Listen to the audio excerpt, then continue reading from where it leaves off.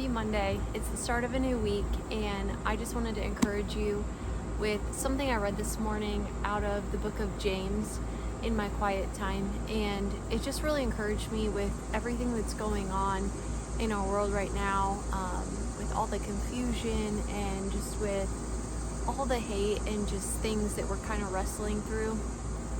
And even as believers, I know that even though we know who's in control, and we trust in God, and we know that He ultimately has a plan and a purpose for everything, we still wrestle with thoughts of what's going on in the world and just all of the things that we have to kind of come face to face with while we're here, still on the earth and in this life. And I was really encouraged by this passage this morning in James, because it talks about being an enemy of the world, so that you can basically give your full focus in life to God. That if you are an enemy to the world, then that means you are fully following the Lord. But if you are a fan of the world, then you are an enemy of God, because you can't follow both. You either follow one or the other. So you're either a follower of the world and the ways of the world,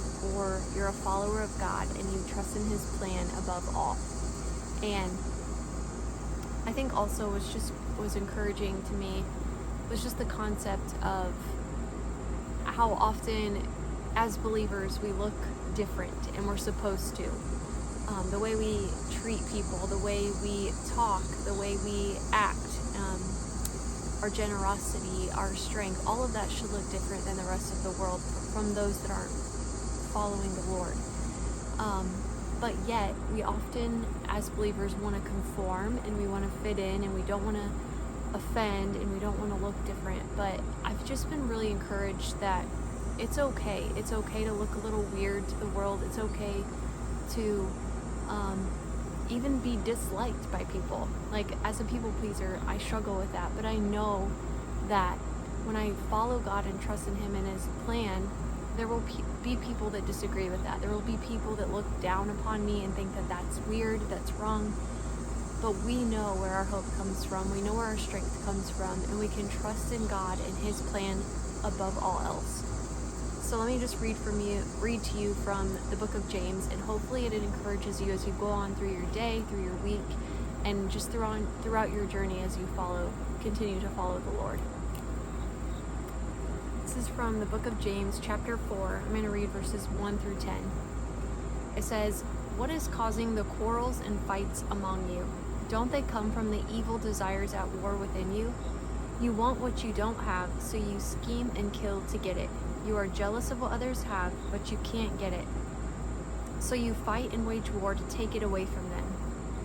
Yet you don't have what you want because you don't ask God for it.